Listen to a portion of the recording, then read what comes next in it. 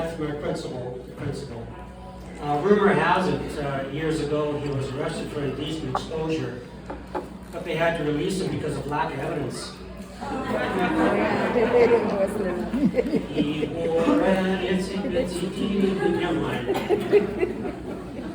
Anyways, I did graduate from high school, went on to university, had a pretty successful career. And of all the university professors I had, there's one in particular that stands out. Not necessarily because of what we learned in class, but how she started her classes. She liked to see us sweat. She always played stump the students. Fun times. I remember this one time she walks in, puts her books down, and stands in front of us and says, "Class, what is it called if you take your own life?" Well, we said suicide. Right. What would it be called if you took the life of someone else? Well, we saw a theme going on here. Well, homicide. Right. This goes on for a few more. And she says, "Class, tell me the truth. What would it be called if you took the life of your professor?" So I raised my hand. She called me and said, "Well, after this 5 minutes of hell, probably justified."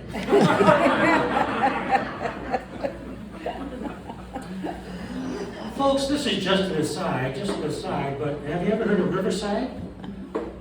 Yeah, Riverside. That's when you take the life of a golfer because they will not be quiet during their backswing. I hate it when that happens. Or,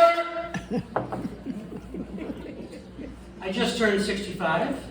Thank you very much. Well, there's an easy applause line. 65.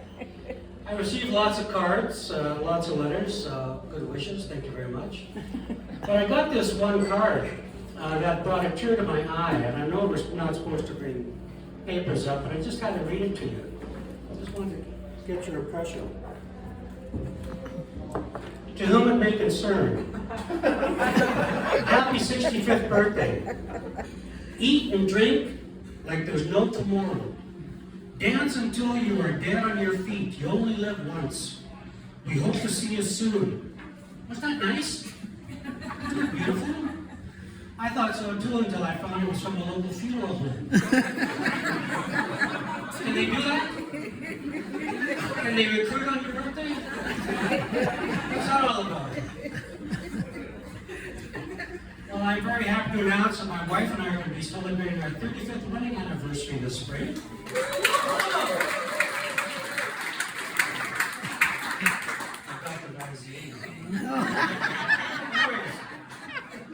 My wife,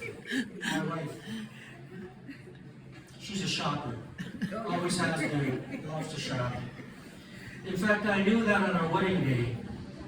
Back in the old days, before political correctness, it was tradition that a bride would say, "I promise to love, honor, and obey." It's a part of her wedding vows. Can you believe that, ladies? I promise to love, honor, and obey. But because my wife was a shopper and the fact that she was ahead of her time, she didn't say, "I promise to love, honor, and obey."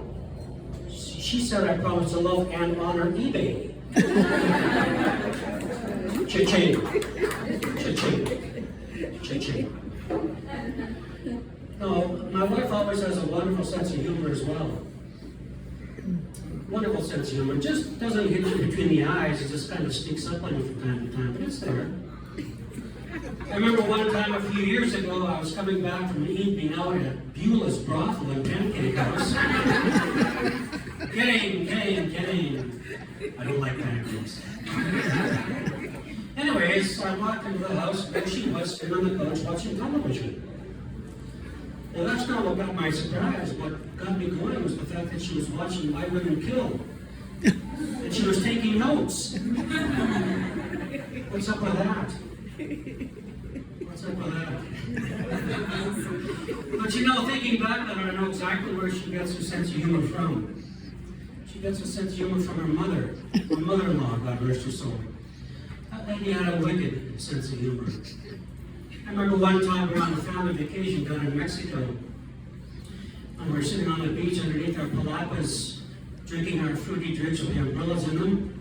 I had the cervezas. They were out of Foster's. And I saw a parasailing exhibition down the beach.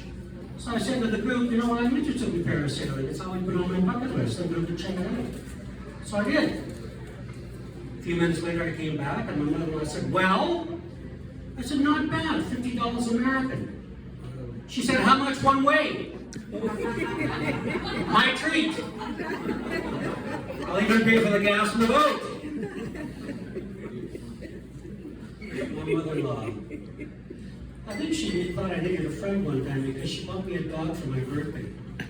A dog, a beautiful dog. Didn't shed, didn't bite, well-mannered, well-behaved, beautiful dog.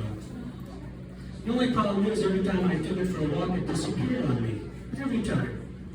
So I went to my mother-in-law and I said, Mother-in-law, what kind of dog is that you bought? Every time I take it for a walk, it disappears on me.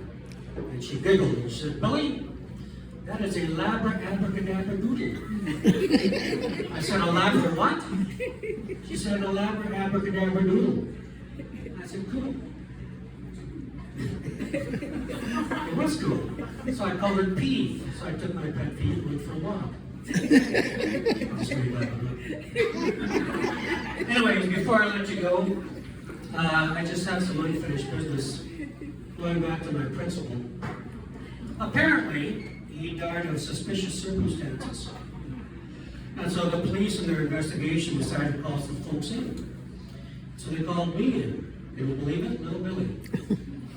Little Billy gets called into the cops. So I'm sitting there across the table from the cop, and he says, son, we searched your locker. I said, oh.